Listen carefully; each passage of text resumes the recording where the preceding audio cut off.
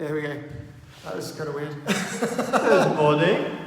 Good morning. Welcome to What Have I Just Read? Bring that down with Michael, with Malcolm, And with the jingle. with the jingle. And with sort of the quick switch of technology there, we're now onto my phone after the iPad did finally pack up. Packed up and died. Well, Right. temporarily. Got hungry.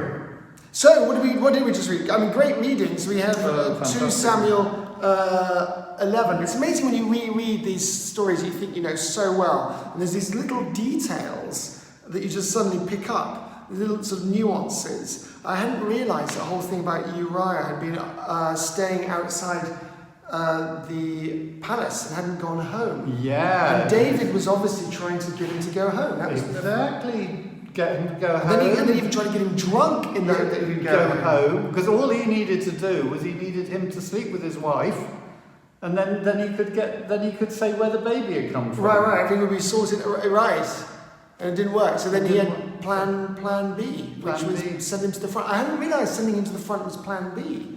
I mean, it's not. I mean, it doesn't make it any better. But I mean, I hadn't realised he actually tried something else first. Yeah. And also, really, a little interesting detail about how David has this sort of very treacherous, like send him to the front and then let your warriors withdraw. But actually, Joab, what he does, he says in here, sends him to a part of the battle where it was hottest, where all the greatest warriors were fighting. Yeah. And it makes it sound much more like a noble sort of death, sort of to follow, in the heat of the battle with the greatest of the great.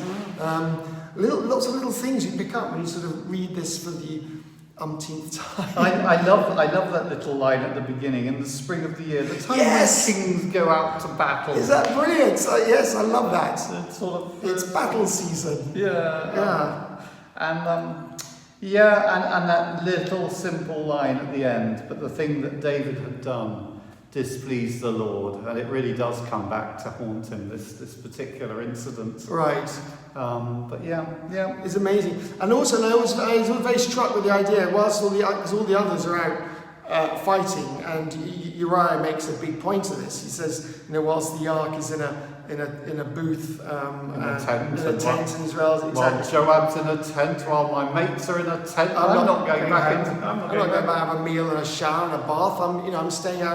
I'm staying out here. And I was very struck by the fact that David, he's this sort of very, sort of almost defeat kind of life. It's like David rose from his couch and was walking about on the roof of the king's house. I was thinking, why are you walking around on the roof? And obviously he then sees a woman bathing and you're thinking, are you up there sort of being a bit of a sort of... It's very interesting, because one of the Psalms talks about what your eye is looking at.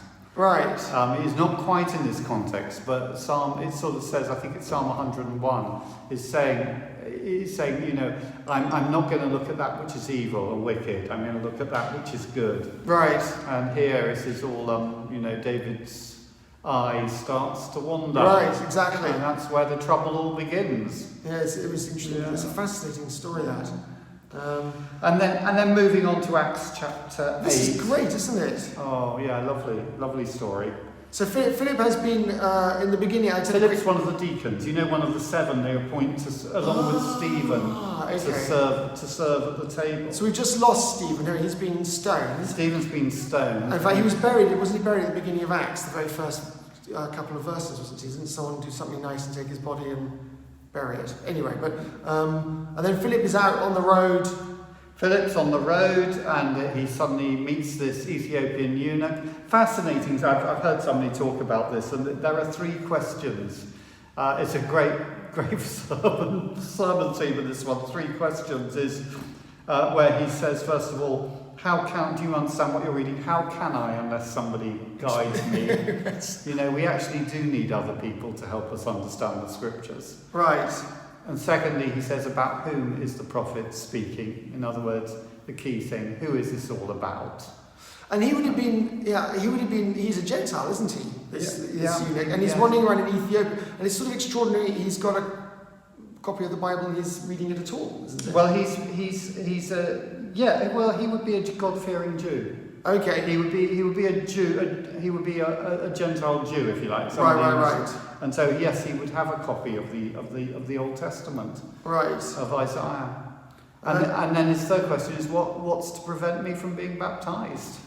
Yeah. It's a sort of great gift. So. And I love that. I love it. It's just like, oh, here's some water. Quick, let's get on with it. Let's not dilly-dally. I love his sort of determination. Yeah. But I'm just interested, so we talk about the role of water here, because he obviously is a symbolic thing. It's about being baptized into the church.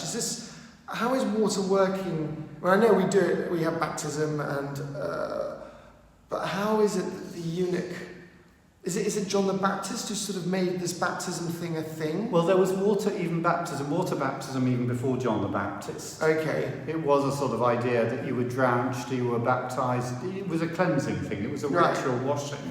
Right. And actually what happens is it remains a ritual washing, but it also becomes a picture of being included into the church. So it's both a symbol of the washing of sins away, right, but also it's this idea that the people of Israel walked through the water to come out of slavery in Egypt to go into the promised land. Okay. And it's that idea. And it's also the idea of death, of going down into death, going into the waters of death, right, and then coming alive with Jesus. And the woman was not bathing on the roof, yes. Xenia says that when we talk about the baptism, the woman was bathing on the roof, so maybe she wasn't completely innocent in the whole. Or maybe that was the place, I have no idea, but she probably should have been screened anyway. Right. But yes, but the water is the sort of, so the water has lots of different pictures and that would have been part of Jewish ritual. With Jewish ritual, which was then taken over That's really interesting. So our sort of whole sort of baptism thing actually has roots. But also Jesus though says, you baptize with water, but I'll baptize with the Holy Spirit and fire. So taking it up to the next level. Yeah, that's great. Isn't that fascinating? Yeah. Wonderful. 2 wonderful passages. Great. Lovely. Have a great week. Have a great week and See you tomorrow. Bless you. Right. Bye. Bye. Excellent. Percy. I just love Percy.